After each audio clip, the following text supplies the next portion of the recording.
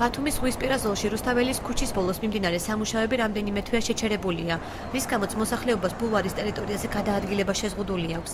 ამის გარდა ადგილობრივები არხში ფეკალური მასებისაგან შექმნილ ანტისაინტერესოც უჩივიან. მოქალაქეები ტერიტორიის მოწესრიგებას ტურისტული სეზონის დაწყებამდე ითხოვენ.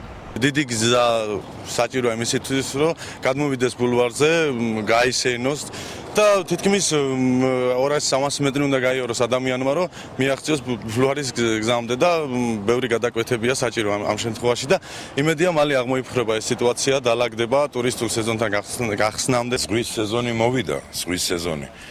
ხალხი ზღვაზე ვერ გადადიან, გადაწყრილია ყველაფერი რა.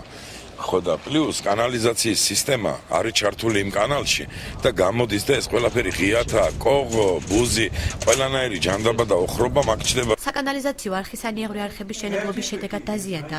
აცხადებენ ბათუმის მერიის კეთილმოწყობის სამსახურში. დაზიანების მიზეზად კი იმას ასახელებენ, რომ საკანალიზაციო არხი პროექტში გათვალისწინებული არ ყოფილა. აღნიშნული პრობლემის მოგვარებას სამსახურის სპეციალისტი ივნისის ბოლოსთვის ვარაუდობს. პროკურატურის წინ მოხდა სანიაღვრე და საკანალიზაციო სისტემების ხაზების გადაკვეთა, რის გამოც აღნიშნულ მორაკვეთზე დროებით შეჩერებული იქნა სანიაღვრე სისტემაზე სამუშაოები.